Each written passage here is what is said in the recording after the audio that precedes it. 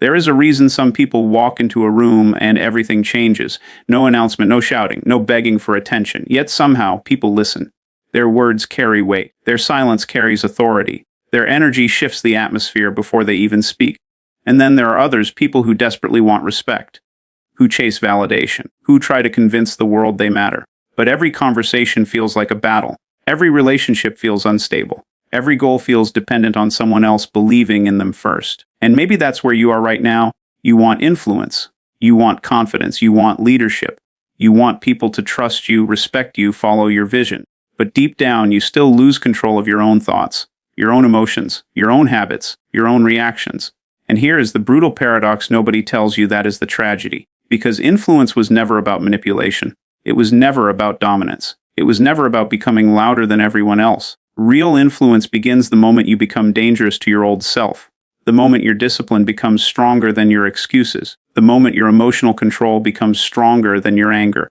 The moment your standards become stronger than your comfort.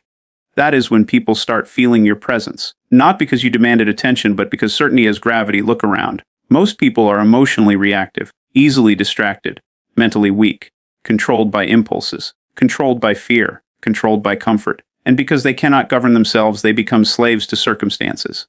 But the rare individual, the unforgettable individual, they master the inner world first. Because they understand something powerful. Your external influence is a reflection of your internal order. If your mind is chaos, your life becomes chaos. If your emotions control you, other people will control you too. If your identity is weak, your voice will always tremble in rooms that require strength. You don't need more charisma. You need alignment. You need a mind that obeys your commands, a body that follows through, a spirit that refuses to break under pressure. Because the greatest leaders in history were not powerful because they controlled crowds.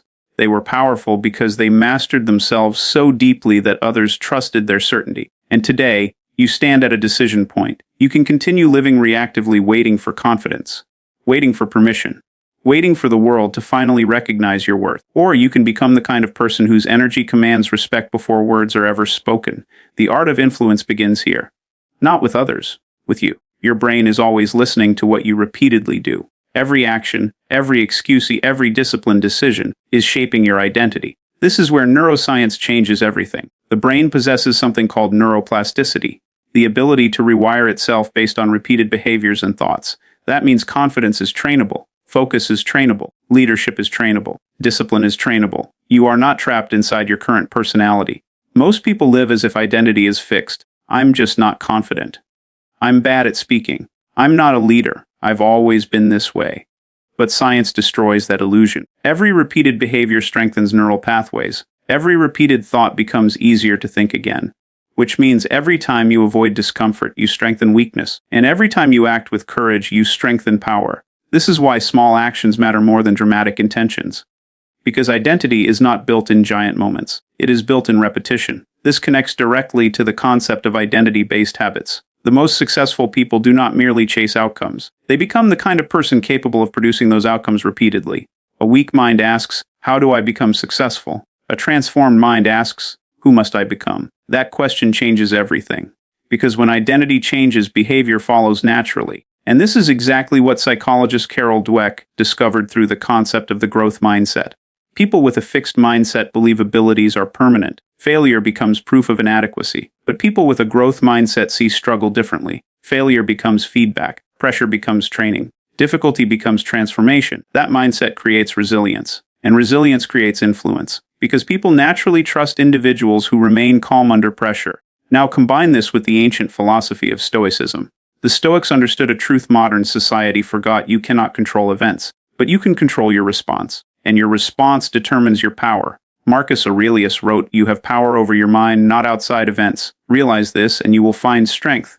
That is influence. Not emotional explosions, not fragile ego, not impulsive reactions, strength, calmness, control. Then comes another critical principle: delayed gratification. Most people sacrifice long-term greatness for short-term comfort. They choose distraction over focus, pleasure over purpose, entertainment over execution. But influence belongs to those who can delay immediate comfort for future mastery. And finally, there is the concept of flow state and deep work. Real leaders know how to protect concentration.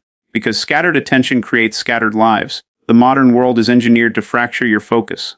Notifications, endless scrolling, constant stimulation. But deep work creates mental sharpness, and mental sharpness creates conviction.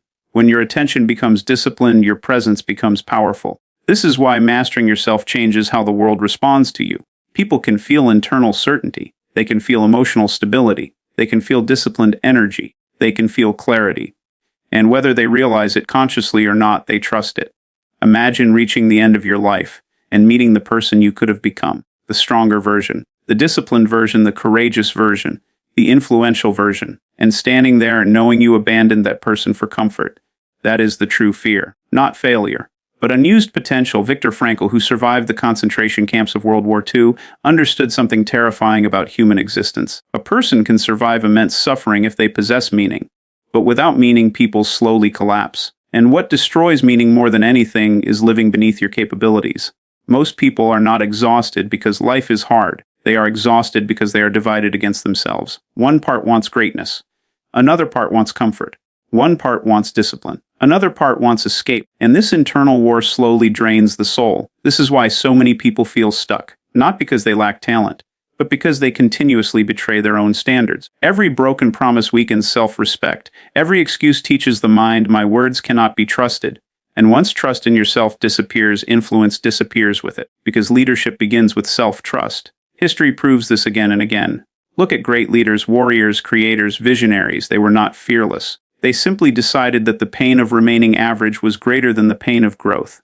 That is the shift. You must become more afraid of wasting your life than failing publicly, because failure teaches, failure sharpens, failure transforms, but avoidance decays the spirit. There are people right now with dreams buried under procrastination, potential buried under distraction, power buried under insecurity. Not because they were incapable, but because they waited too long to take ownership. And time is ruthless. The world does not pause while you hesitate. Days become months, months become years, years become regret. One day you wake up and realize you didn't lose your potential all at once. You traded it away slowly for comfort. That is why this matters. Mastering yourself is not self-help. It is survival. Because if you do not consciously shape your mind, the world will shape it for you. If you do not discipline your attention, algorithms will own it. If you do not define your identity, society will define it for you. And if you cannot lead yourself, you will spend your life being led by fear. Transformation is not built through motivation alone. Motivation fades. Systems remain. So if you truly want influence, you must construct a life that reinforces strength daily. Here is how. Your morning is psychological programming. Most people wake up and immediately consume noise, phones, messages, stress, comparison. And before the day even begins, their mind belongs to the world. Stop doing that. Protect the first hour. Wake early. Hydrate. Move your body. Sit in silence. Journal your intentions. Visualize the person you are becoming. Do not start the day reactively. Start deliberately, because the first battle each morning is not against the world. It is against mental drift. Do not rely on vague dreams. Build systems. Create a 90-day vision. Break it into weekly objectives. Break weekly objectives into daily non-negotiables. The mind needs clarity. When goals remain abstract, execution collapses.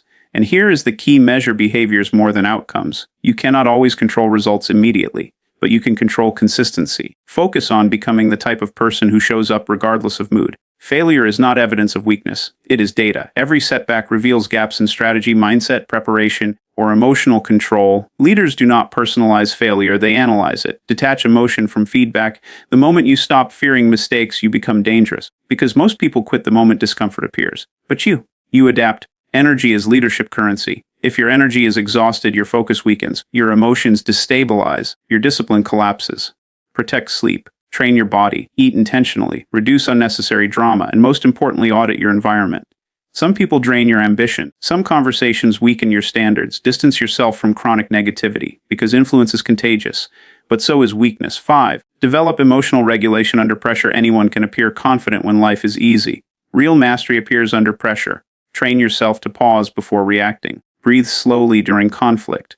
Lower your voice instead of raising it. Think before speaking. Emotional control creates authority. People trust those who remain composed during chaos. And remember, the loudest person in the room is rarely the strongest. Stillness intimidates more than emotional instability ever will. Your identity becomes your ceiling. If deep down you see yourself as weak, you will sabotage growth unconsciously. So change the internal narrative. Stop saying, I'm trying to become disciplined. Say, I am disciplined. Stop saying, I hope I become confident. Say, I keep promises to myself. Identity language matters, because the subconscious listens constantly. And over time, you become what you repeatedly declare and reinforce through action. This is how influence is built, not through manipulation, through congruence. When your habits, emotions, words, standards, and actions align, people feel and they respond to it. So here is your challenge, not someday, now.